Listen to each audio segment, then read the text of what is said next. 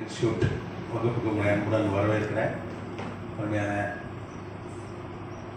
தேவ ஊழியர் சொன்ன போனாங்களா, அவருடைய உடன் ஊழியர்கள் குடும்பத்தார் வந்திருக்கிற அத்தனை பேருக்கு என்னுடைய நன்றியை நான் தெரிவித்துக் கொள்கிறேன்.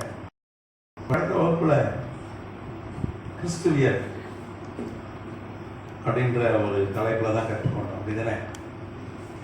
அந்த கிறிஸ்துடைய தலையில் முள்முடி குறித்து அந்த ஆண்டவராகிய இயேசு கிறிஸ்து பாடுகள் அதை குறிச்செல்லாம் நம்ம கொஞ்சம் பார்த்தோம்.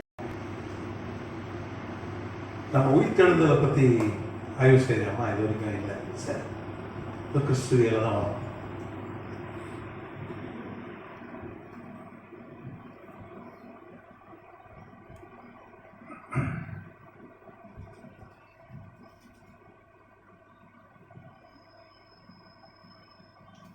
உயிர்த்தெழுதல்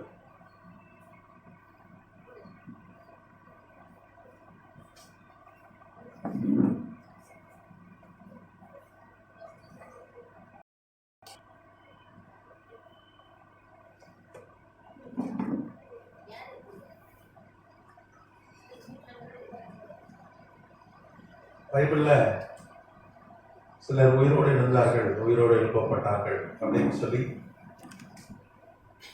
பைபிள்ல சில சம்பவங்கள் சொல்லப்படும். யார் பைபிள்ல முதல் உயிரோடு எழுந்தது? ஃபர்ஸ்ட் உயிரோடு எழுப்பப்பட்டது யார்? சொல்லுங்க. இல்லையே, பைபிள் முழுக்க புதிய ஏற்பாட்டில் இது. பழைய ஏற்பாட்டில் சொல்லுங்க.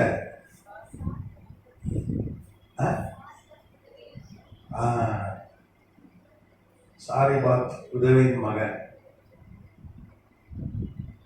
உயிரோடு எழுப்பினான் அப்படின்னு சொல்லி, அதான் வேதத்தில் முதலாவது உயிர்த்தெழுதலை குறித்ததான பதிவு. சரியா? சரி, நான் சாரிபாத் ஊர் உதவி மகன்.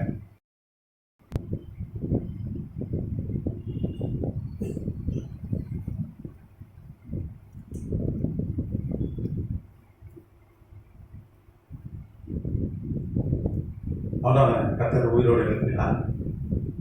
தீர்க்கதரிசி எலியாங்கிற ஊழியக்காரனை கொண்டு எழுப்பினான். ஆனால் அவன் மறுபடியும் என்ன பண்ணான்? செத்து போயிட்டான். நீங்க பார்த்தீங்கன்னா ரபீனிக் லிட்டரேச்சர்,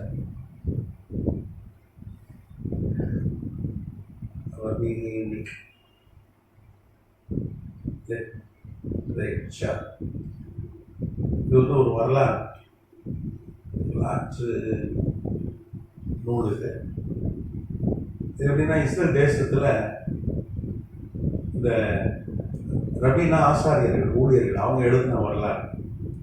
அவர் படித்தவர்களாக இருந்தார்கள். ஆசாரியர்கள் படித்தவர்களாக இருந்தாங்க. அன்னைக்கு படித்தவங்க அவ்வளோ வரலாறு எழுத முடியாது. அவங்க எழுதின வரலாறு இங்கிலீஷில் பார்த்தீங்கன்னா ரபீனிக் லிட்ரேச்சர்.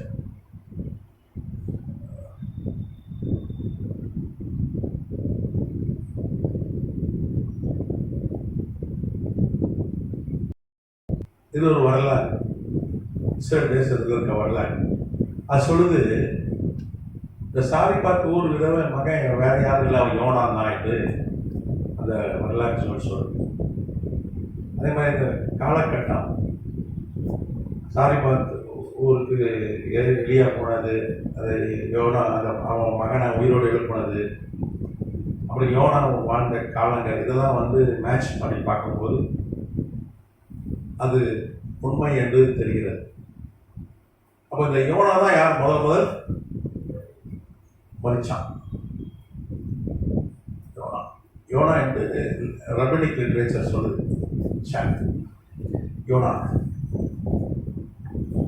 யோனா சின்ன பையனா இருக்கும்போது மறிச்சு உயிரோடு எழுதுட்டான். பிறகு அவங்க எங்க போய் ஊழியம் செய்தான்? இஸ்ரேல் தேசத்துக்கு ஊழியம் செய்தான். அப்புறம் கர்த்தர் என்ன பண்ணார்? அவனை எங்க அனுப்பினார்? நினிவே போக சொன்னார். அவன் எங்க போனான்? அவன் இங்கிலாந்து போயிட்டான், ஐரோப்பா போயிட்டான். கர்த்தர் போற வழி நம்ம யோனா அவனை காரியங்கள்லாம் ஆய்வு செஞ்சிருக்கோமா? அவனை மீன் பேர் தெரியுமா? திலப்பி எவ்வளோன்னு இருக்கும், அது வெள்ளிப்பணம் பேதருக்கு அந்த மீன்ல தான் கிடைச்சிது. திலப்பி மீனால ஒரு பொம்மை மனுஷனோட உழக முடியாது.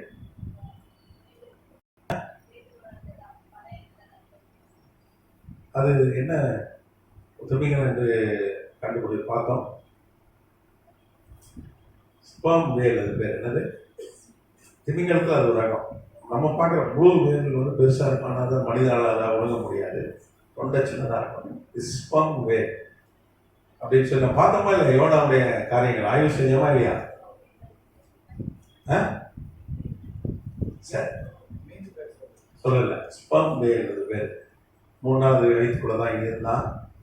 நாமத்துக்கு சொல்கிறோம். அது ஒரு 2 வகுப்புலேயே ஏதோ ஒரு ஆய்வு செஞ்சோம். நினைவைக்கு போனது, நான் ஊழியம் செய்தது. இப்போ யோனாவுடைய கல்றா எங்கே இருக்குன்னா நினைவையில் இருக்கு, ஈராக். இன்னைக்கு ஈராக்கில் மோசூல் என்கிற நகரில் இருக்கு. அங்கே தான் ஊழியம் செய்து மதிச்சு போனான். Mosul, Iraq.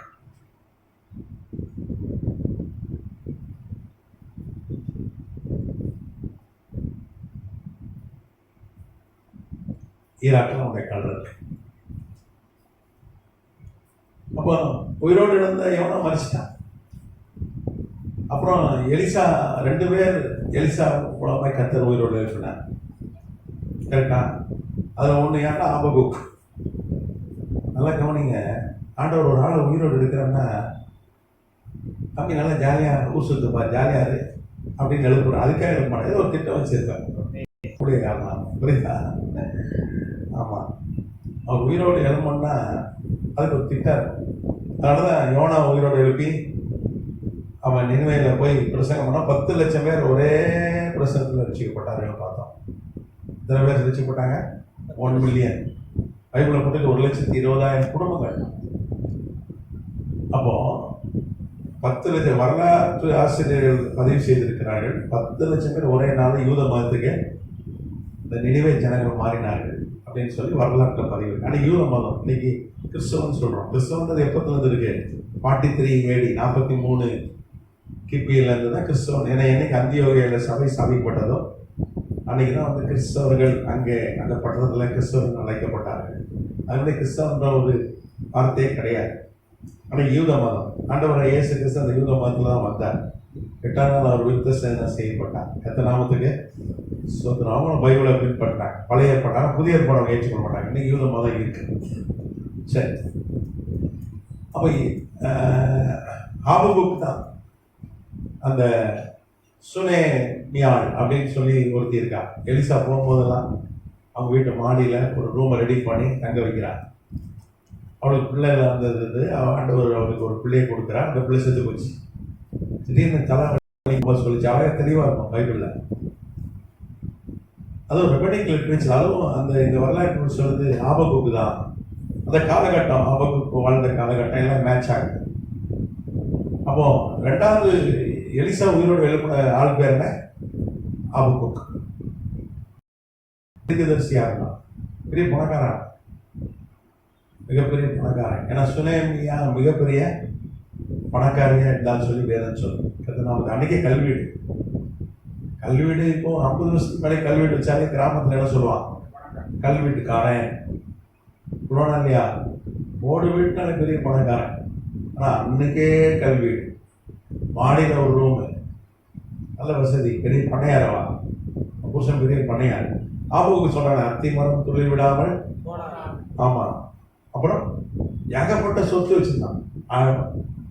ஆட்டு மந்தை, அப்புறம் ஏகப்பட்ட வசதி, அவனுக்கு ஏகப்பட்ட பெரிய பணக்காரனே. சரி, இப்போ ஆண்டவர் உயிரோடு எழுப்புறாருன்னா, தம்பி நீ ஜாலியாக ஊர் சுற்றிட்டு வா, ஜாலியாக இரு அப்படின்னு இல்லை, ஒரு திட்டத்தோடு தான் நம்ம உயிரோடு. நீ பைபிளில் அற்புதம் பெற்ற எல்லாருமே யாருமே சும்மா இல்லை. ஒரு 12 வருஷம் பெரும்பாடு உள்ள ஸ்திரீ, அவளுக்கு அற்புதம் செய்கிறான். அவன் அப்புறம் போய் ரோமில் போய் ஊழியம் செய்தான். அவன் ஜோம் பண்ணி தான் ரோம பேரரசன் குஷ்டரோக சோமாச்சு. அப்புறம் போயிட்டா. நான் வீட்டில் தோசை சொல்கிறேன், இட்லி சொல்கிறேன், இடியாப்பா சொல்கிறேன், பிரியாணி சொல்கிறேன்னு தங்காமல் வீட்டில் வேலை செய்யணும். அதுக்கு வேலை செய்யக்கூடாதுங்க. ஆனால் அதுக்கு மேலே ஒன்று இருக்குது. ஒரு கடமை இருக்கு, கர்த்தருடைய திட்டம் இருக்கு. அல்லேலூயா. அதுக்கு வீட்டில் வேலை செய்யக்கூடாதுன்னு சொல்லிட்டாருப்பா நேசகுமார். வீட்டில் தோசை சுடக்கூடாது, இட்லி வைக்கக்கூடாது. சென்னையில் எனக்கு தெரிஞ்ச ஒரு சகோதரி, அவங்க வீட்டுக்காரர் பல வண்டி தள்ளி வியாபாரம் பண்ணுவார். 2 பொம்பளை பிள்ளைங்க. அவங்க ரட்சிக்கப்பட்டாங்க.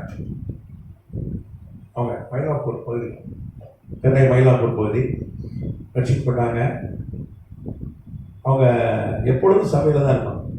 காலையில் ஆனால் சபை, வீட்டில் சமைக்கிறதே கிடையாது.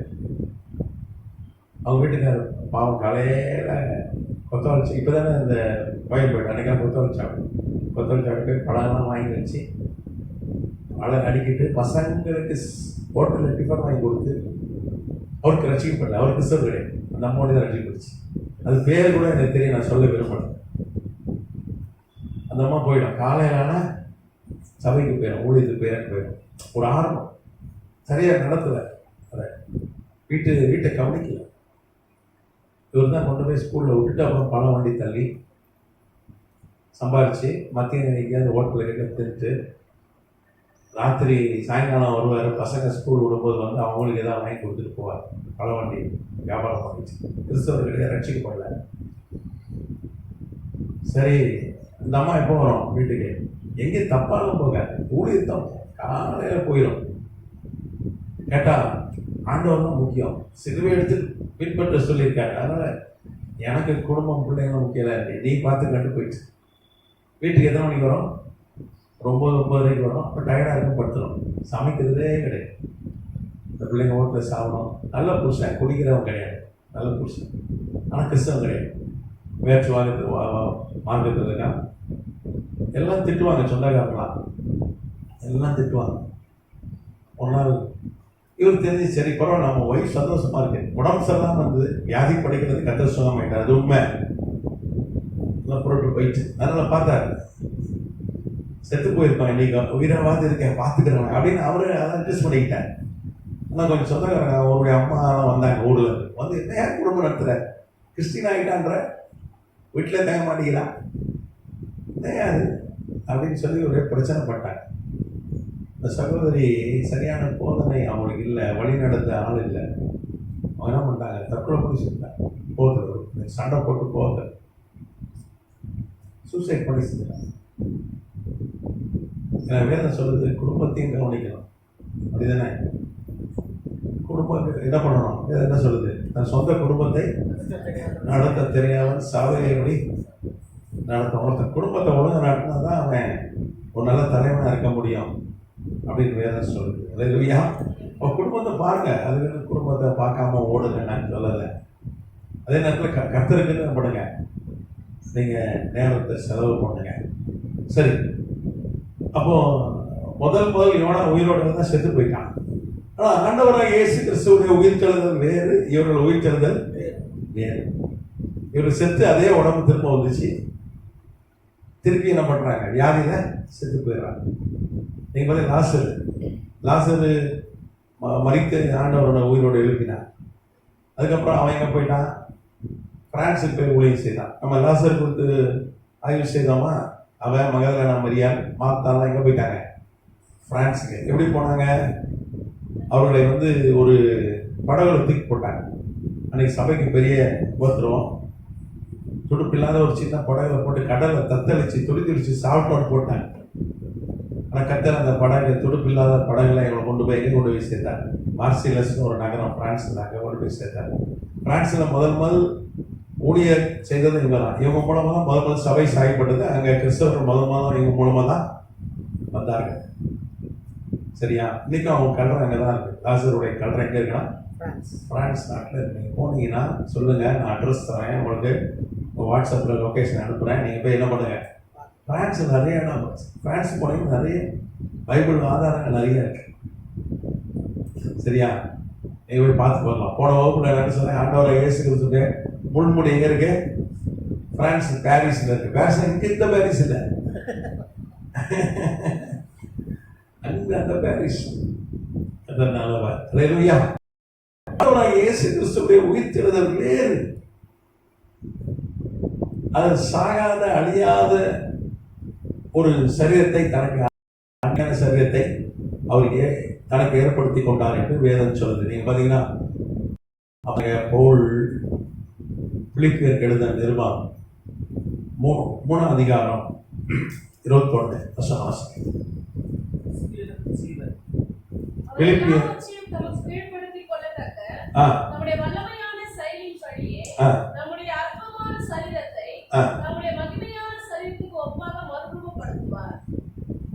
மகிமையான ஒரு சரீரம்.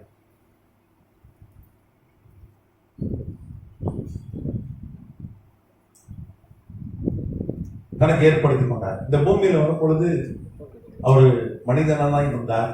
அவர் தூங்கினார், சாப்பிட்டாரு, உண்டா இல்லையா? அவர் ரத்தம் வந்தது, அவர் சாட்டையால் அடித்தார்கள், தலையில முன்மூடியால் அடித்தார்கள், ரத்தம் வந்துச்சு, அவர் மரித்தார். மனிதனாய் வந்ததுனால தான் மரிச்சார். இல்லைன்னா ஆண்டவர் சாவே கிடையாது. தான் உயிர் அவர் தான் விட்டார். அவராக விடலைன்னா அந்த உயிர் போயிருக்காரு. ஏன்னா மகாசத்தமிட்டு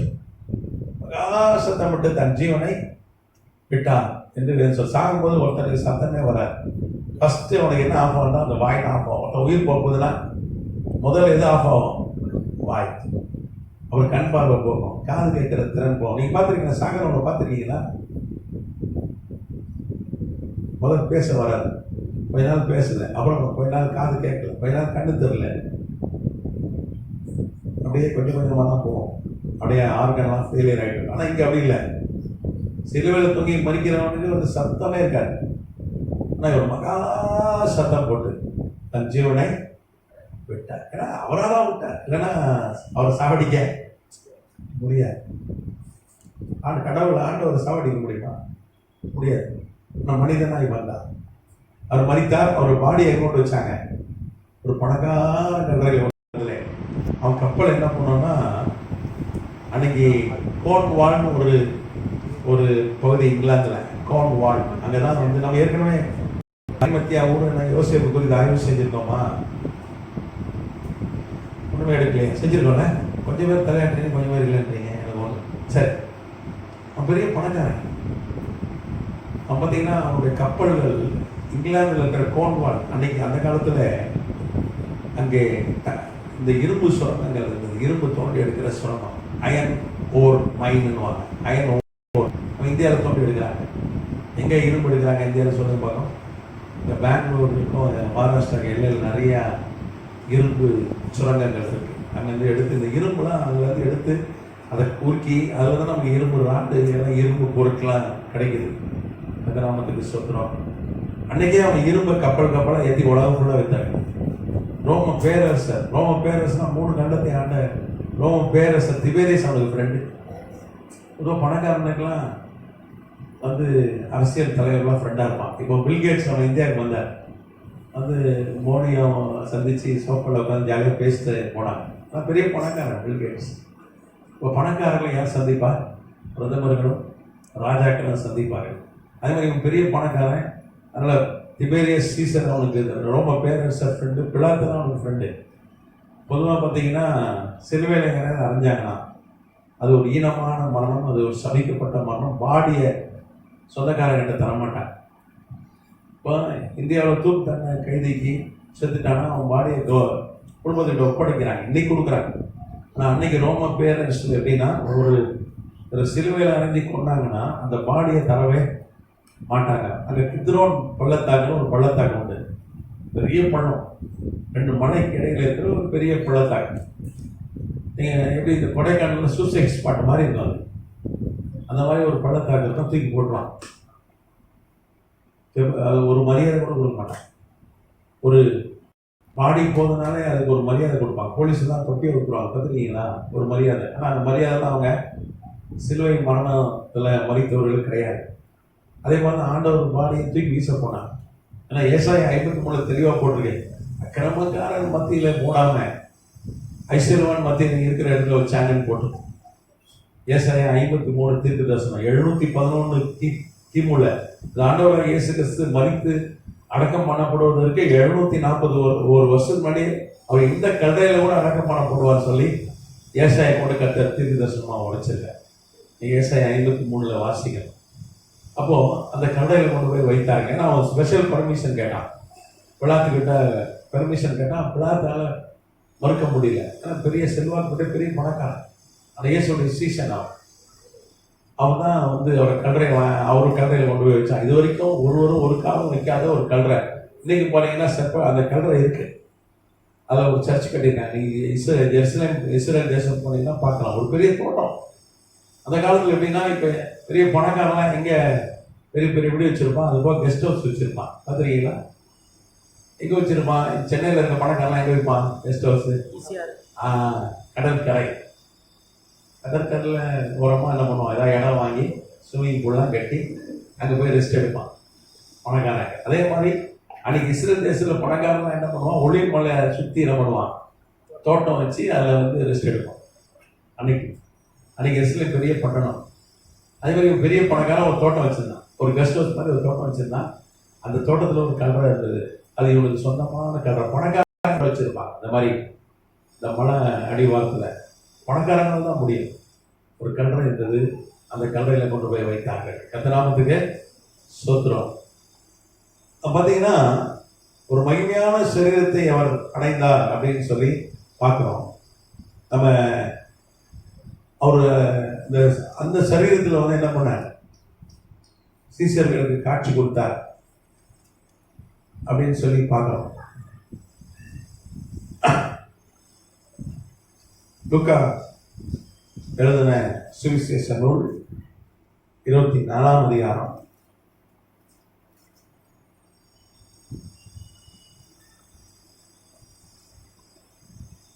37 வருஷம். அவர்கள் கலங்கி பயந்து ஒரு ஆவியை காண்கிறதாக நினைத்தார்கள். அவர் அவர்களை நோக்கி, நீங்கள் ஏன் கலங்குகிறீர்கள்? உங்கள் இருதயங்களில் சந்தேகங்கள் எழுப்புகிறது என்ன? நான் தான் என்று அறியும்படி என் கைகளையும் என் கால்களையும் பாருங்கள், என்னை தொட்டு பாருங்கள். நீங்கள் காண்கிறபடி எனக்கு மாம்சமும் எலும்புகளும் உண்டாயிருக்கிறது போல ஒரு ஆவிக்கு இராதே என்று சொல்லி அவருடைய கைகளையும் கால்களையும் அவர்களுக்கு காண்பித்தார். அதுக்கப்புறம் சாப்பிடுறது ஏதாவது இருக்கான்னு கேட்டு வாங்கி என்ன பண்ண, 42 வருஷம். அப்பொழுது பொரித்த மீன் கண்டத்தையும் தேன் கூட்டையும் கொடுத்தார்கள். உயிரோடு எழுந்த பிறகு பாருங்க, தொட்டு பார்க்க சொல்ற, தொட்டு பார்க்க முடியுது. முதல்ல ஆவியின் பயந்தான். அது பூட்டின வீட்டுக்குள்ள வந்து விட்டார். பூட்டின வீட்டுக்குள்ள வந்துட்டார். அவர் மனுஷனா இந்த பூமியில வாழும்போது அவர் பூட்டின வீட்டுக்குள்ள, இந்த சரீரம் பூட்டின வீட்டுக்குள்ள போவார். கதவு திறந்தா தான் போக முடியும். அப்படிதானே? வீட்டுக்குள்ள ஆவியானதான் இந்த சரீரத்தில் போகவே முடியாது. ஆனா இப்போ பாருங்க, உயிரோடு எழுந்துட்டாரு. சீசர்கள்லாம் அங்கே ஒரு வீட்டில் இருக்காங்க. மேல் வீட்டாரு நினைக்கிறது செனாக்கிள். இஸ்ரேல் தேசம் போனீங்கன்னா, இஸ்ரேல் போனீங்கன்னா செனாக்கிள் அந்த இடம். இன்னைக்கு அங்கே ராப்போஜனம் நடந்துட்டே இருக்கும். அதில் தான் சபை ஸ்தாபிக்கப்படுது. ஆதி அப்போஸ்தலர் சபை பெந்தேகோஸ்தே என்ற நாள் வந்தபோது ஒரு மேல் வீட்டு அறையில சபை ஸ்தாபிக்கப்பட்டதுன்னு சொல்லி பைபிளில் பார்க்கறோம்ல, அந்த வீடு தான். ஒரு 150 பேர் உட்காரலாம். பெரிய ஹால், பெரிய வீடு. அது யாருடைய வீடுனா பர்னபான்னு பைபிள் இருக்குல்ல, அவனுடைய வீடு.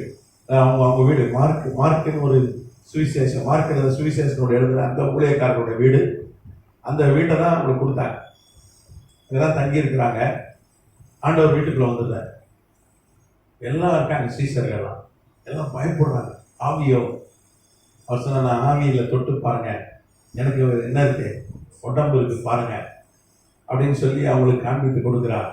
நாமத்துக்கு சோதரம். அது மாத்திரம் இல்லை, கையை காட்டுறாரு, கால்களை காண்பிக்கிறார். அவங்க என்ன பண்றாங்க, ஆச்சரியப்படுறாங்க, சந்தோஷப்படுறாங்க. அதுக்கப்புறம் புசிக்கிறதுக்கு ஏதாவது இருக்கான்னு கேட்கிறார். சாப்பிட்டு காண்பிக்கிறார். எப்ப நான் ஆவி இல்லை, சாப்பிட்டு காமிச்சாலும் நம்புவீங்களான்னு சொல்லி என்ன இருக்குன்னு கேட்கிறேன். அவங்க பொரித்த மீன் கண்டம், தேன் கூட்டு துணிக்கை. பொரித்த மீன் கண்டம்னா என்னது? Fish fry. நல்லா சாப்பிட்டுருக்காங்களா ஃபிஷ் ஃப்ரை. அப்புறம் தேன் கூடுனா என்னது? தேன் கூட்டு வந்து அது ஒரு நல்லா இருக்கும், பிஸ்கட் மாதிரி டேஸ்டா இருக்கும். தேன் கூடு சாப்பிட்டுருக்கீங்களா? நல்லா இருக்கும் தேன் கூடு. இது வச்சிருக்காங்க அவங்க. பொரிச்ச மீன் தேனே அவங்களுக்கு சாப்பிட்டு நான் உயிரோடு இருக்கேன் காண்பித்தார்.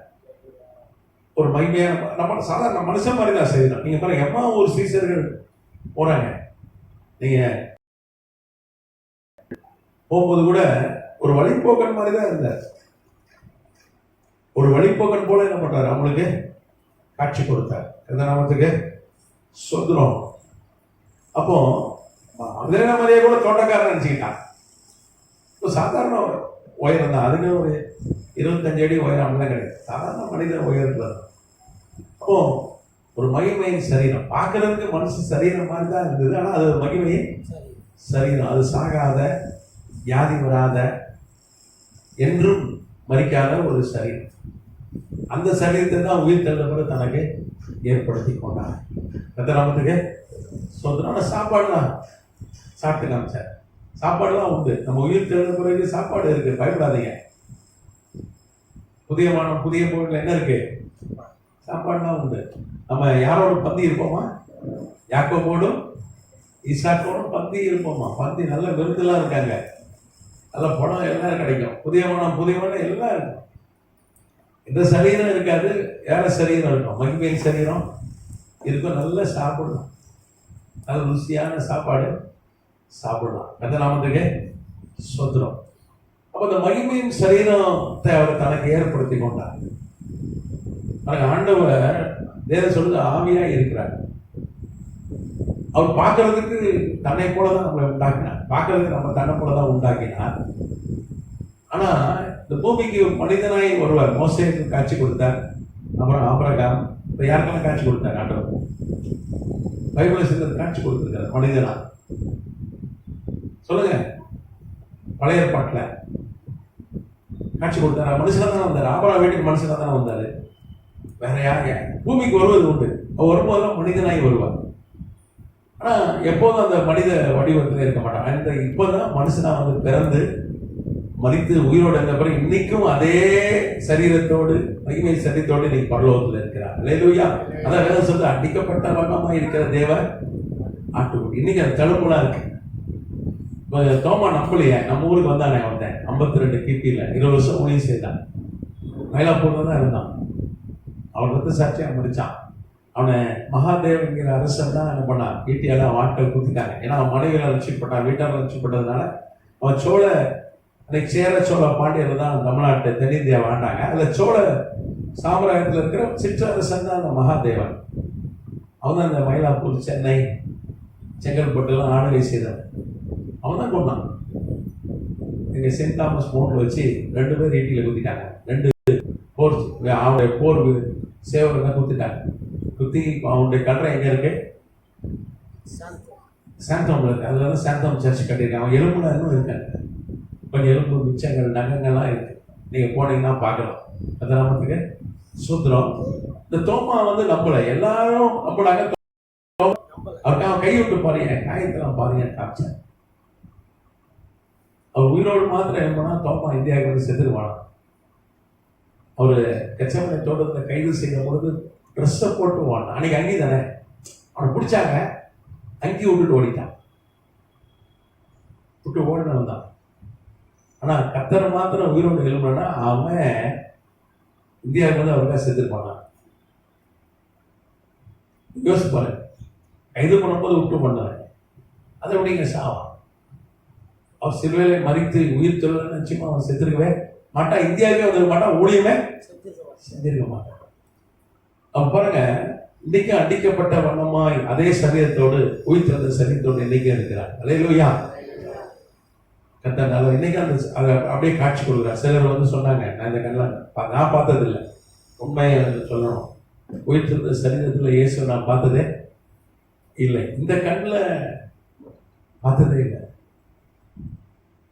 சிலர் பார்க்குறாங்க, சிலர் அந்த பாக்கியம்.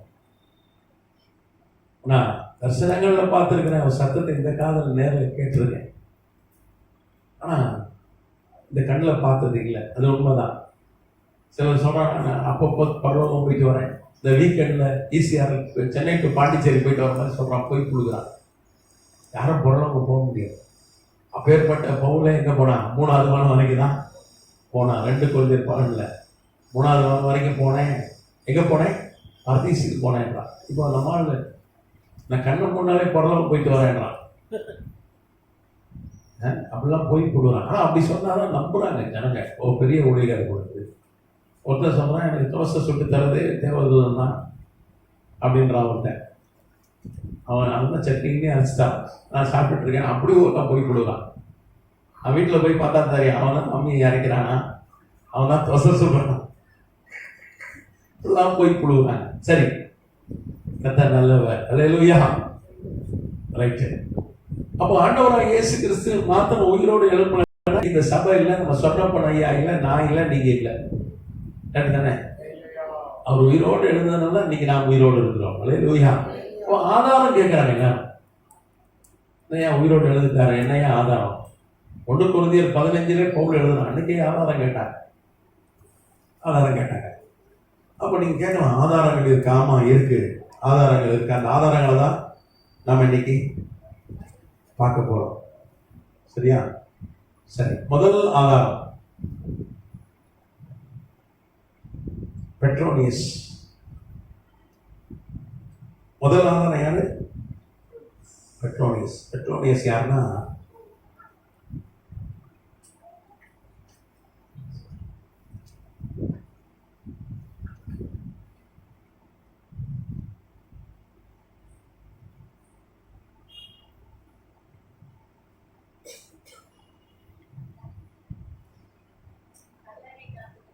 யாரு?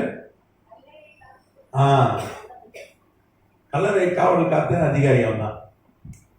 நீங்க பாத்தீங்கன்னா ஒரு 250 பேர் போல காவல் காத்தாங்க. அவர் மறித்து பெரிய பணக்காரனுடைய கல்லறையில் வைத்தார்கள், தோட்டத்தில் வைத்தார்கள். அப்போ பிலாத்து கிட்ட வந்து சொல்றான், அந்த பிரதான ஆசாரி அண்ணா காய்பா 2 பேரும் வந்து சொல்றாங்க, இவருக்கு பாதுகாப்பு கொடுக்கணும் சரியத்துக்கு. ஏன்னா யாராவது தூக்கி போயிட்டு உயிரோடு எழுதுட்டாங்க, ஒரு கதை கட்டிட்டாங்கன்னா எங்க நிலம் இன்னும் மோசமாயிரும். வந்து சிலுவையில இவரை அரைஞ்சி இவருக்கு ஒரு ஈனமான மரண தண்டனை வாங்கி கொடுக்கணும், நான் கஷ்டப்பட்டு எல்லாம் வேஸ்ட் ஆயிரும்.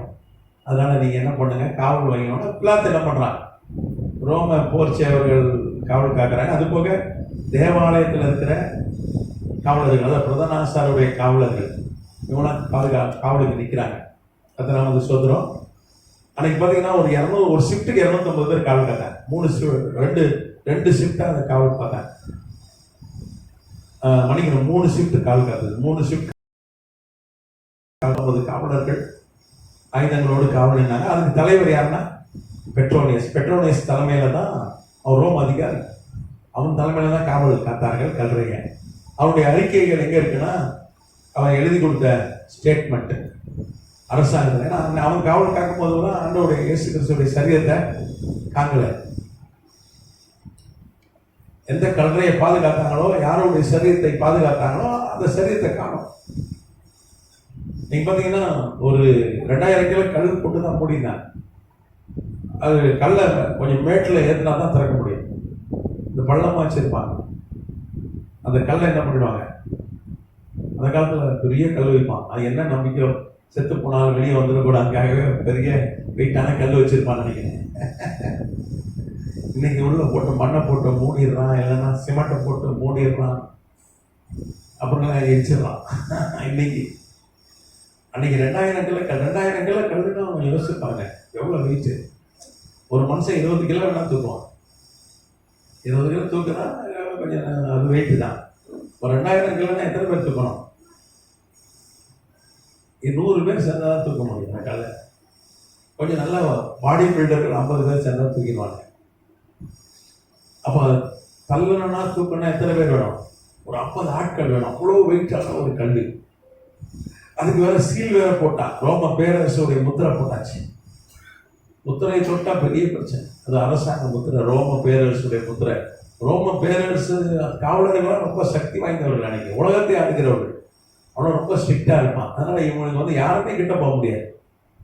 ராத்திரி 12 மணி வரைக்கும் அவன் எழுதி கொடுத்த அறிக்கைகள் இன்னைக்கும் இருக்கு. இந்த பெட்ரோனியஸ் கைப்பட கிரேக்க மொழியில எழுதி கொடுத்த அந்த அந்த அறிக்கைகள். அரசாங்க ஃபைல் தானே இருக்கும். பொதுவாக அரசாங்கம் என்ன, விஓ வந்து ஆர்ஐட்டு லெட்டர் அனுப்புவார். ஆர்ஐ என்ன பண்ணுவாங்க, நீங்கள் ஒரு ஏதாவது ஒன்று கேட்டு போறீங்க, எனக்கு ஒரு ஜாதி சான்றிதழ் வேணும், எனக்கு வருவாய் சான்றிதழ், அப்போதான் வந்து சேவை மையம்லாம் வந்துட்டு. அந்த காலத்தில் விவோ ஆஃபீஸில் போய் நிற்கணும். உன்னை விவோ என்ன பண்ணுவார், ஒரு முத்திரை போட்டு ஒரு லெட்டர் கொடுப்பாரு. அதை போய் ஆர்ஐக்கு கொடுத்தீங்கன்னா ஆர்ஐ அதெல்லாம் செக் பண்ணுவார். அப்புறம் ஒரு முத்திரை போட்டு யார் கொடுப்பாரு, தாசில்தார் தான் என்ன பண்ணுவார், அவரு செக் பண்ணி ஒரு சர்டிஃபிகேட் கொடுப்பாரு. அதை எங்கே அனுப்பிடுவார், கலெக்டருக்கு அனுப்பிடுவார். கலெக்டர் அதை எங்கே அனுப்பிடுவார், செக்ரட்டேரியட் சட்டசபை தலைமைச் செயலருக்கு அனுப்பிடுவார். இப்படிதான் வந்து அரசாங்கம் நடக்குது. எல்லாம் ஃபைல். அதே மாதிரி இந்த ஃபைல் பெட்ரோல் யூனிவர்சிட்டியோட ஃபைல் எங்க இருக்குன்னா, அது வந்து பெர்லின் மியூசியத்தில் இருக்கு.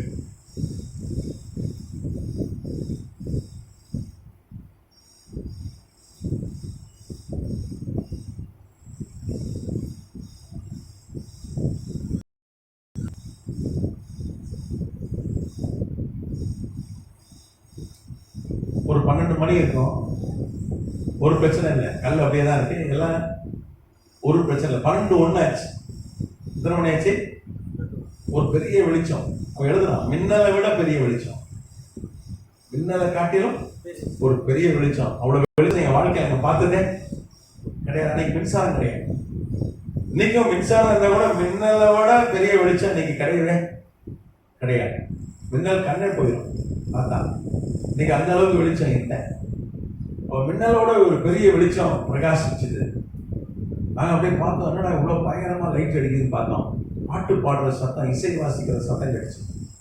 அந்த பாடல் இசை, அப்படிப்பட்ட பாடல் இசை நான் கேட்டதே இல்லை. புதுசாக இருந்தது எங்களுக்கு அந்த இசை. அந்த பாடலாம் தேவதூர் வந்து பாடினேன். அதான் காரணம். அவன் தான் சொல்றான், நான் இந்த மாதிரி இசையை நான் கேட்டதே இல்லை. பாட்டை நாங்கள் எல்லாரும் கேட்டோம். நாங்கள் அப்படியே அங்கேயும் தேடி பார்த்தோம், யாராவது இருக்காங்க. ஒரு ஆள் கூட இல்லை. கொஞ்ச நேரத்தில் பூமி என்னாச்சு, ஒரு பெரிய பூமி வச்சு வந்தது. பூமி கிட்டு ஆடிச்சு. நாங்கள் இருந்த பூமி, கீழே இருக்கிற பூமி ஓட ஆரம்பிச்சு. நாங்கள் பொத்துன்னு விழுந்தோம். விடிய காலையில் எழுந்திரிச்சு பார்த்தோம், கல் தள்ளப்பட்டிருந்தது, அந்த துணி மடிக்கப்பட்டிருந்தது. இயேசுடைய சரீரம் காணலை. அவன் என்ன சொல்றான், யாருமே திருடிக்கு போக வாய்ப்பே இல்லைன்னா. திருட வந்து துணியை மடிச்சுட்டு போனான். ஒரு திருட வீட்டுக்குள்ள போறான், எல்லாத்தையும் உழைப்பி இதுக்கு அள்ளிட்டு தானே போவான், அப்படிதானே? ஆனா இப்போ ஒரு திருடெல்லாம் நிதானமா தங்கிட்டே போனான். நம்ம செல்போன்லயே டிவில உட்காந்துடுறான். மதுரைக்கு ஒருத்தன் திருட வந்திருக்காங்க வீட்டுல. எல்லா குடும்பமா உட்காந்து டிவி பார்த்துருக்காங்க, சில செல்போன் பார்த்துட்டு இருந்திருக்காங்க. அவன் பாட்டு வந்து அவனை யாருமே கண்டுக்கல. அவங்க இருக்கும்போது வீடு திறந்துருந்தது. உள்ள போனா நகையெல்லாம் அள்ளிட்டான். பசிச்சுட்டு இருக்கு அவனுக்கு. அப்படியே கிச்சன்ல அடிப்பட்ட தோசை இருந்திருக்கு. அந்த தோசைய அங்க நல்லா சாப்பிட்டுட்டு நிதானமா போயிட்டான். இந்த ஆட்கள் பிறகுதான் கண்டுபிடிச்சாங்க திருடம் வந்தாங்க. நம்ம செல்போன்லயும் நான் அன்னைக்கு ஒரு செய்தி ஒன்று கேட்டேன். ஒரு அம்மா குழந்தைய ஃப்ரிட்ஜில் வச்சு முடிச்சு, அதை காய் வெட்டிட்டு இருந்தது. கேள்வி இருக்கீங்களா நீங்க? ரொம்ப கஷ்டமா இருக்கு. காய் வெட்டிச்சு, மிச்ச காய வைக்கிறது மேல குழந்தைய வச்சுட்டு குழந்தை அழுவுது. ஆனா எங்கேயும் தெரியல. புருஷனை எல்லாம் தேடுறாங்க. கட்சியில் எங்க இந்த ஃப்ரிட்ஜில் இருந்த குழந்தை இருக்கோன்னு யாரும் நம்பவே மாட்டாங்க. இன்னைக்கு வாஷிங் மிஷின் எல்லாம் போடுறாங்க குழந்தைய. இந்த செல்போன் வந்தவங்க வந்து புத்தி வேதனை. உண்மைதான். சில நேரம் நம்ம எங்கேயாவது போறோம், செல்போன் பேசிட்டா எங்க இருக்கோன்னு தெரிய மாட்டேங்குது. நானும் அதை பார்த்துருக்கேன். நான் வெளியூர் போயிட்டு சென்னைக்குள்ள வந்துட்டேன். நான் வாகனம் ஓட்டிட்டு வரேன், காரை ஓட்டிட்டு வரேன். திடீர்னு ஒருத்தர் கொஞ்ச நேரம் பேசிட்டு திடீர்னு யோசனை தான் போறது தெரியல. இப்ப சமீபத்துல ஊழியம் வந்து இந்த முகப்பேர்ல ஊழியம். நாங்க போயிட்டேன், யாசர் ஒரு போன் பேசினேன், அவ்வளவுதான். அங்க போய் நிக்கிறேன், அங்க சர்ச்சை கூடி இருக்கு. அவ்வளவுதான். ஓ முகப்பேர். அப்புறம் திருப்பி முகப்பேர் போனேன். போன் போயிட்டாலே நம்ம எல்லாரும் மெண்டல் ஆயிடும். என்ன நினைக்கிறேன் தெரியல. இங்க அப்படி இல்லை, எல்லாம் வெடிப்பா இருக்கிறான். ஏன்னா உயிர் போயிடும். காவல் சொல்ல ஆண்டவர் உடல் காணாம போச்சுன்னா எல்லாரும் என்ன பண்ணணும்? தண்டனை. கடுமையான சட்டம், ரோம சட்டங்கள்லாம். இந்த பெட்ரோனியஸ் இதுதான் எழுதி வச்சிருக்கேன். அவன் என்ன சொல்றான், யாரும் திருடல, இது சூப்பர் நேச்சுரல் எழுதி வச்சிருக்கான். இது தேவன் சம்பந்தப்பட்டது, அவர் உயிரோடு எழுந்துட்டார் அப்படின்னு அவன் எழுதியிருக்கான். அப்புறம் பார்த்தீங்கன்னா இது பிலாத்துக்கு எழுதின அறிக்கை. ஃபர்ஸ்ட் வந்து எழுதுறது பிலாத்துக்கு கொடுத்த அறிக்கை.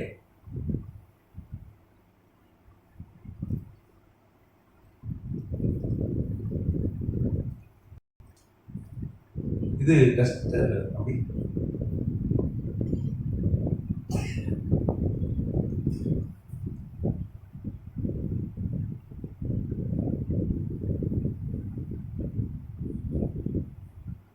கொடுத்த அறிக்கை.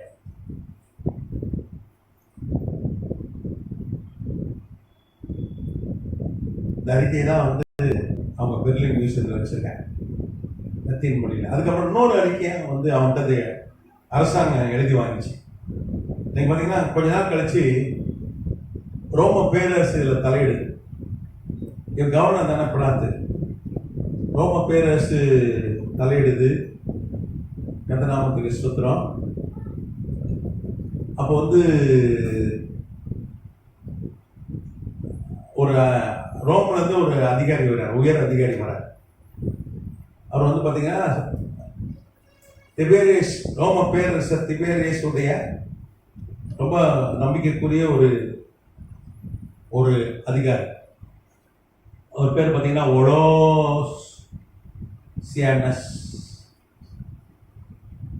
ஒலோசியானஸ்.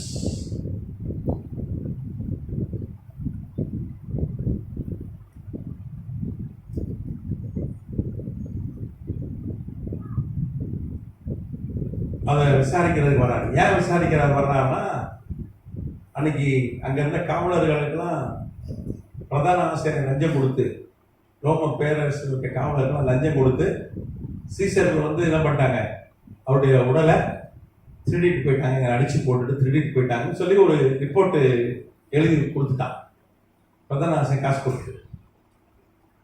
அதை விசாரிக்கிறது, அது உண்மையா அப்படின்னு விசாரிக்கிறதுக்கு இந்த ஒலோசியானஸ் அப்படின்ற பெரிய அதிகாரி, அவர் வந்து ரோம பேரரசனுடைய வலதுகாரம், எமிஷரி அப்படின்வாங்க, அவர் தலைமையில் வராங்க ஆய்வு விசாரிக்கிறது. ஏன்னா இன்னைக்கு உலகத்தின் மையப்பகுதி எருசலேம், ஆண்டவராகிய இயேசு கிறிஸ்து ரொம்ப புகழ்பெற்ற ஒரு பெரிய கூட்டம் வந்துச்சு. அவர் சாதாரண அப்படி விட முடியாது, இது எப்படியாவது ஒரு விசாரணை செய்யணும். ஏன்னா ரோமர்கள் அதில் கரெக்டாக இருப்பான், விசாரிக்கிறதுல, இந்த நீதிமன்றம் நடத்துறதுல, அந்த அரிஸ்டோக்ராசி என்று சொல்லுவாங்க, அதில் ரொம்ப டிப்ளமசி இதுலலாம் ரொம்ப கரெக்டாக இருப்பாங்க. அதனால் அவங்க அனுப்புகிறாங்க. இந்த ஒலோசியானஸ் தான் விசாரிக்கிறார். இந்த யாரெல்லாம் வந்து காசு வாங்கிட்டு ஆண்டவராக இயேசு கிறிஸ்து உடலை சீசரை திருட்டாங்கன்னு வந்து பொய்யா அறிக்கை எழுதி கொடுத்தாங்களோ அவங்களெல்லாம் கைது பண்ணி அவங்களுக்கெல்லாம் மரண தண்டனை கொடுத்தாங்க. அவனை செத்து போயிட்டாங்க, அவனை கொல்லப்பட்டாங்க. இந்த ஒலோசியானஸ் தான் விசாரிச்சு அவங்களெல்லாம் பிலாத்து மரண தண்டனை கொடுத்தான். யாரெல்லாம் சரீரத்தை திருடி போயிட்டாங்க அப்படின்னு ஒரு பொய்யான லஞ்சம் வாங்கிட்டு பொய்யான அறிக்கை கொடுத்தாங்க, அவங்களாம் கொல்லப்பட்டாங்க. இது வரலாறு. இவன் விசாரணையில தான் எல்லாம் வந்து விசாரிச்சு, அதுக்கப்புறம் பார்த்தீங்கன்னா அவன் யாரை பெட்ரோனியஸை விசாரிக்கிறான். அப்போ பெட்ரோனியஸ் வந்து சொல்றான், பூமி அதிர்ச்சி ஏற்பட்டது, இந்த இதெல்லாம் சொல்றான், எழுதி கொடுத்துருக்காங்க. நீங்க பார்த்தீங்கன்னா அன்னைக்கு ஒரு பூமி அதிர்ச்சி ஏற்பட்டது உண்மைதான்.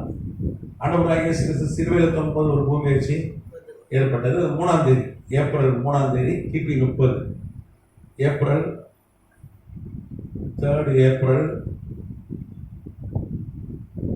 30 கிபி. இன்னைக்கு கிபி தான் இன்னைக்கு ஏடி இந்த இருக்கிறது.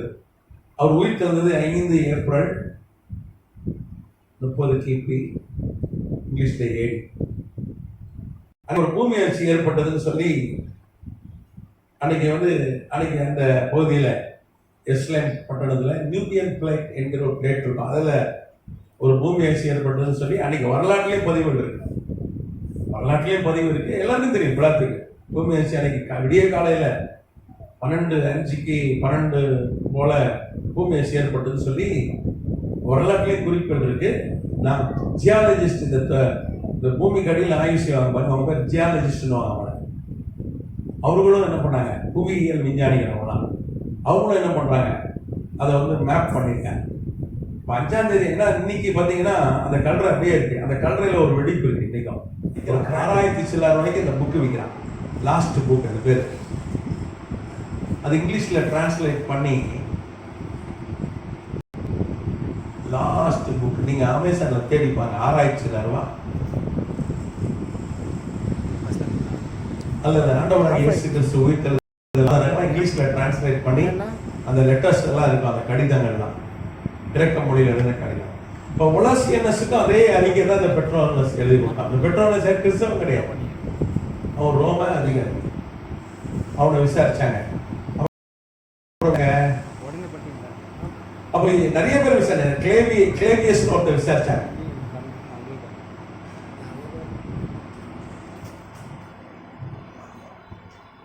கிளேவியஸ்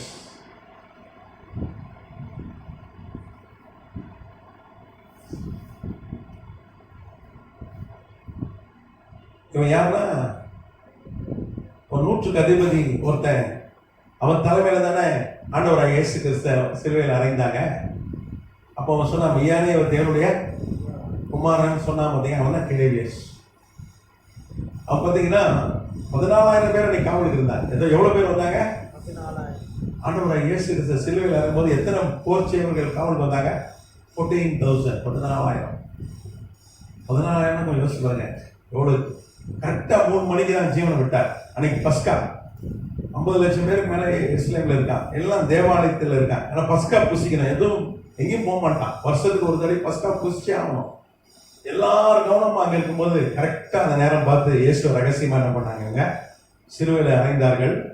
காவலுக்கு எத்தனை பேர் இருந்தாங்க? 14,000. நீங்கள் கருணாமூர்த்தியெல்லாம் எத்தனை பேர் இருக்காங்கப்பா? ஒரு 10 பேர் வருவான், அவ்வளோதான். 14,000 பேர் காவலுக்கு இருந்தாங்க. பெரும்படை பார்த்தீங்கன்னா தெரிஞ்சதுன்னா பெரிய புரட்சி வெடிச்சோம். ஏன்னா கொஞ்ச நேரத்துக்கு முன்னாடி தான், கொஞ்ச காலத்துக்கு முன்னாடி தான் அவர் கழுத மேலே ஏறி பவனியாக கொண்டு வந்தார். நம்ம அதை பார்த்தோம் இல்லையா? போன வகுப்புல பார்த்தோம். அதிகமான நாட்கள் பவனியாக கொண்டு வந்தாங்க. அவ்வளோ பேரும் உள்ள பூந்தாங்கன்னா என்ன ஆகும்? சூறையாடிடுவான். மக்கள் சக்தி முன்னாடி முடியாதான், வரல, பிச்சு போட்டுருவாங்க. ஆனா இது வரைக்கும் அப்படி ஒரு மரணத்தை பார்க்கல. ஆண்டவர் அங்க பேசின 7 வார்த்தைகள் இதுதானே? பிதாவே இவர்களுக்கு மன்னியும், நாங்கள் செய்கிற என்னதென்று அறியாது. அங்க நடந்த சம்பவங்கள், அங்கே 3 மணி நேரம் இருட்டாயிடுச்சு. அன்னைக்கு ஒரு சூரிய கிரகணம் ஏற்பட்டார். அதுக்கப்புறம் பூமி அதிர்ச்சி, கும்பரான் எர்த்குவேக்னு ஒரு பூமி அதிர்ச்சி. இன்னைக்கு கூட ஒரு பூமி அதிர்ச்சி ஏற்பட்டிருக்கு. எங்க சொல்லுங்க? தாய்வானா? 25 வருஷமா அவளை வந்து பெரிய பூமி அதிர்ச்சி. பில்டிங்லாம் விழுந்துச்சு, குலுங்கிடுச்சு, சுனாமி அணையெல்லாம் வந்துச்சு. இது எதை குறிக்கிறது? நம்ம கடைசி காலத்துக்கு வந்துட்டோம். ஏன்னா பைபிள் அப்படிதான் போட்டு பூமி அதிர்ச்சியா கேள்விப்படுவீங்க. அன்னைக்கு ஒரு பூமி அதிர்ச்சி ஏற்பட்டது. கும்பரான் எர்த்குவேக் 6.4 ரெக்டர் ஸ்கேல், 6.4. இப்போ இதெல்லாம் பார்த்தாலும் சொன்னா, அந்த கிளேவியஸ் சொன்னா மெய்யாக இவர் தேவனுடைய குமாரன் அறிக்கிட்டா. அப்புறம் ரட்சிக்கப்பட்டான். அவனுக்கு கிறிஸ்து காட்சி கொடுத்தான். இந்த கிளேவியஸ் கிறிஸ்து அவன் கலிலேயா போய் அவரை தரிசித்தான். உயிர் தெரிந்த இயேசுவை பார்த்தான். அவன் பிற்பாடு பேதுருவோடு ஊழியத்துக்கு போயிட்டான். பைபிள்ல நிறைய சம்பவங்கள் இருக்காது, வரலாற்றில் இருக்கிறது. ஒரு படமே எடுத்தான் இந்த கிளேவியஸ் வரலாறு வச்சு, வெள்ளக்காரன் ஹாலிவுட்ல ஒரு படமே எடுத்தான். ரிசன் அப்படின்னு ஒரு படம். ரிசன் இவன் தான் ஆண்டவரை சிலுவையில் அறிஞ்சவன் தான். ஆண்டவரை கொலை செய்யறது இவன் தலைமையில கொலை செய்தார். ஆனா அவனுக்கு காட்சி கொடுத்தார் ஆண்டவர். அவன் ஊழியத்துக்கு போயிட்டான். பேதுருவோட ஊழியம் செய்தான். இப்போ இவனுடைய அறிக்கையெல்லாம் இருக்கு. எவ்வளவு பெரிய அறிக்கை. தளபதி இவனா 14,000 இராணுவத்தை அவன் தான் அவன் தலைமையில தான் செயல்பட்டுச்சு. அன்னைக்கு ஆண்டவரை சிலுவையில் அறையும் போது நம்ம ஏற்கனவே லாங்கினஸ் ஒரு ஆளை குறித்து பார்த்துருப்போம். அவன் தான் என்ன பண்ண, ஈச்சியில குத்துனான். அவனுக்கு ஆண்டவர் காட்சி கொடுத்தார். அவன் பிலாத்து கிறிஸ்தவம் கிடையாது. கட்சியில் தற்கொலை பண்ணி தான் சேர்த்தான். நல்லா தெரிஞ்சுங்க, கட்சி வரைக்கும் கிறிஸ்தவனை மாறவே இல்லை. பிலாத்தை ஏன் கைது செய்தார்னா, ஆண்டவர் இயேசு கிறிஸ்துக்கு மரண தண்டனை கொடுத்ததுனால கைது செய்தார். அது ஒலோசியனஸ் தான் அந்த அறிக்கையின் பேர் அவனை கைது செய்தார். இயேசுக்கு மரண தண்டனை கொடுத்ததுனால தான் கைது பண்ணாங்க. அவனை ஜெயிலில் போட்டு வச்சாங்க. தற்கொலை பண்ணி தான் சேர்த்தான். நீங்க பாத்தீங்கன்னா பிலாத்துடைய மனைவி ரட்சிக்கப்பட்டு ஊழியத்துக்கு வந்தான். ஏற்கனவே பார்த்துருக்கோமா இல்லையா? அந்த வசனத்தை ஒரு வாட்டி வாசிக்கலாமா? 2 தீமோத்தேயு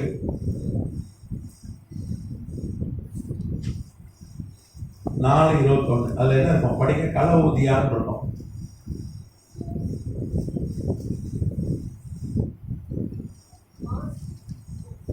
ரெண்டு தீமோத்தேயு 4:21.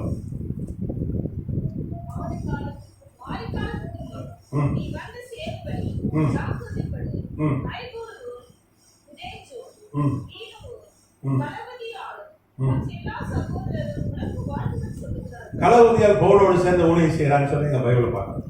இந்த களவுதியால் யாருன்னா பிலாத்துடைய மனைவி கிளாடியா.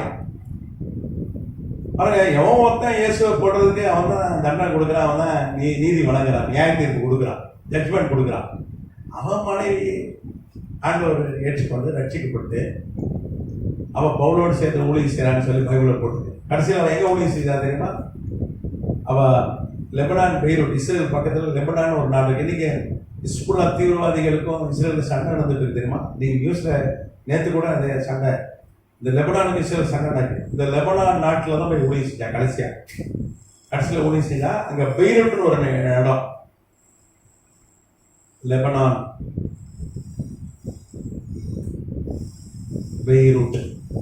பெய்ரூட் பட்டணம், இது ஆண் பெய்ரூட்.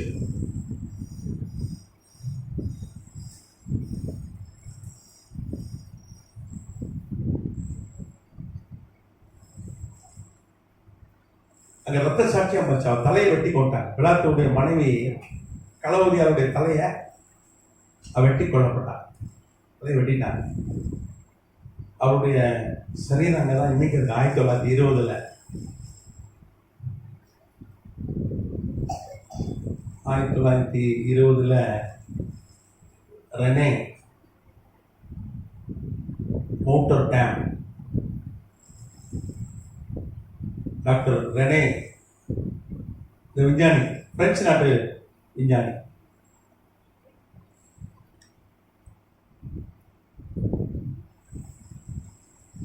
பிரான்ஸ்,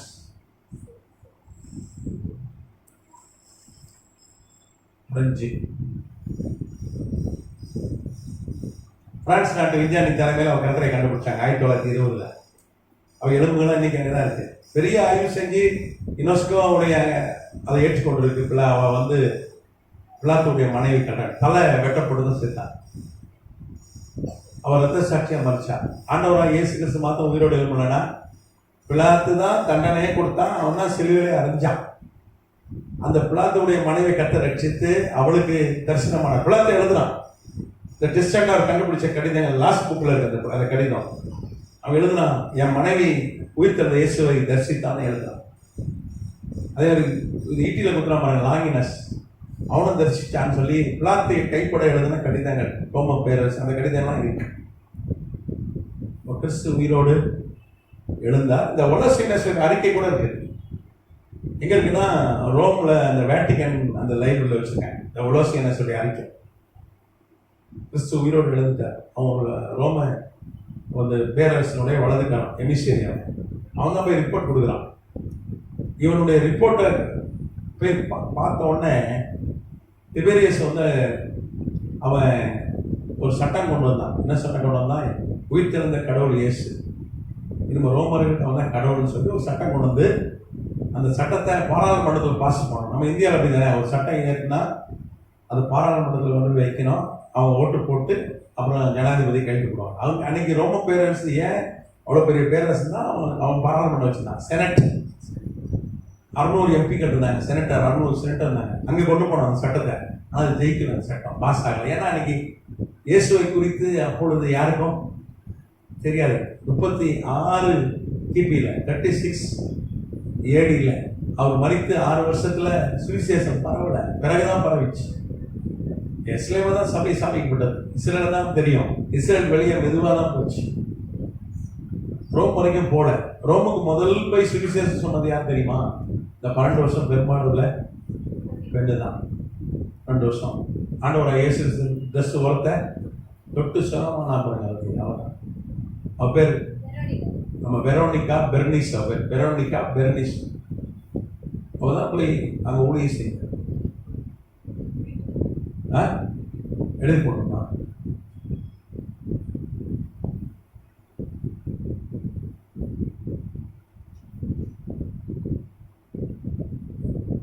வெரோனிகாவும் சொல்லுவாங்க, லத்தீன்ல வெரோனிகா.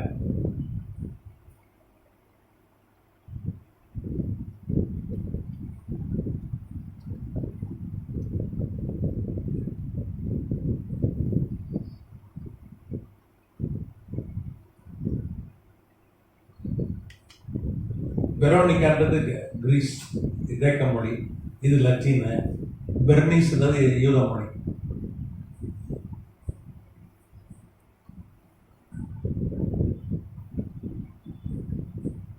பன்னெண்டு வருஷம் வியாதியாக இருந்தால் சுகமானவங்க என்ன பண்ணிட்டாங்க, எங்கே போயிட்டாங்க? நல்லா வீட்டில் உட்காந்து நல்லா சமைச்சு அதுக்கப்புறம் பிரியாணி ஆக்கி டைம் வேஸ்ட் பண்ண. பிரியாணி ஆக்கிற தப்புல ஆக்குங்க.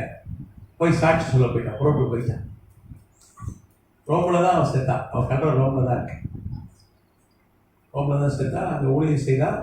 ரோம பேரரசர் போய் சுவிசேஷம் சொன்னோம் இவ தான். அப்போ சுவிசேஷம் இன்னைக்கு பரவாயில்லனால 600 எம்பிக்களில் ஒரு 301 ஆள் கொடுத்தா பாஸ் ஆகிடும். மெஜாரிட்டி தானே. 600 பேரில் 301 பேர் ஓட்டு போட்டுதான் அன்னைக்கு கிறிஸ்தவ மதம் ரோம பேரரசு மதமாக மாறிடும். அவரோட சட்டத்தை கொண்டு வந்தார். அதனுடைய ஆவணங்கள்லாம் இருக்கு. திபேரியஸ் ரட்சிக்கப்பட்டார், ஞானஸ்நானம் எடுத்தாரு.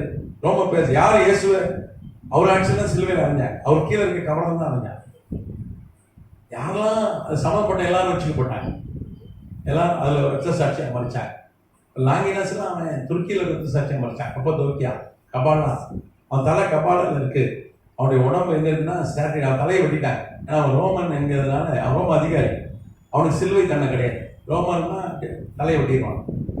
ரோமர் அல்லாதவர்தான் சிலுவை போடுவான். ஈனமானமான அவன் தலை வெட்டப்பட்டு அவனுடைய கல்லறை சார்டினியா இத்தாலியில் இருக்கு. அவன் பேர் லாங்கினஸ். இந்த ஈட்டியில் குத்துனா பாருங்க.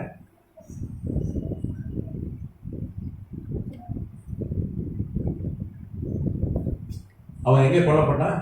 துருக்கியில் போய் ஊழியம் செஞ்சான்.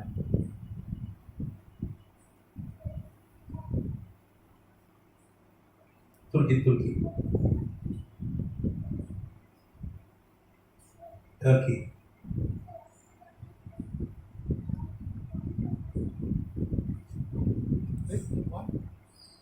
கப்பதோக்கியா.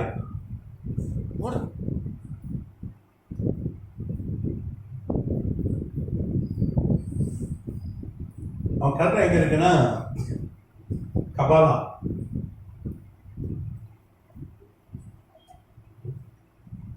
இங்க தலை இருக்கு.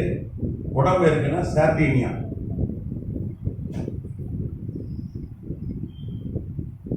இத்தாலி. இன்னைக்கு இருக்கு அவன் கல்றவன் சர்ச் இருக்கு சார்டினியா.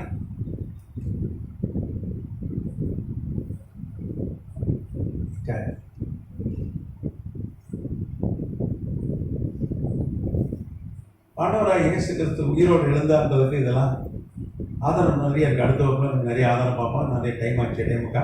நீங்க பாருங்க, ஆண்டவராக இயேசு கிறிஸ்து சீசர் யாருமே இயற்கையாக மறிக்கல, யோவானை தவிர. யோவான் ரத்த சாட்சியாக மறிக்கிற ட்ரை பண்ணால் அவன் சாவு வரல.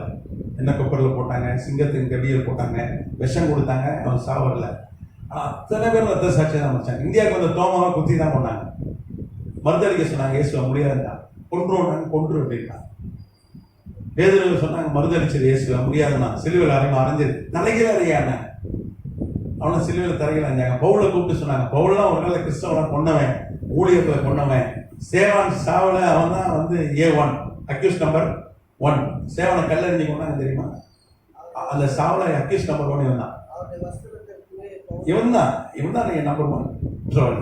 இப்படி கொலை செய்தவன். அவனுக்கு இயேசு உயிர் உயிர்த்தது இயேசு தரிசனமானவன ஊழியக்காரனாய் அவனை தலையை வெட்டி தான் கொண்டான்.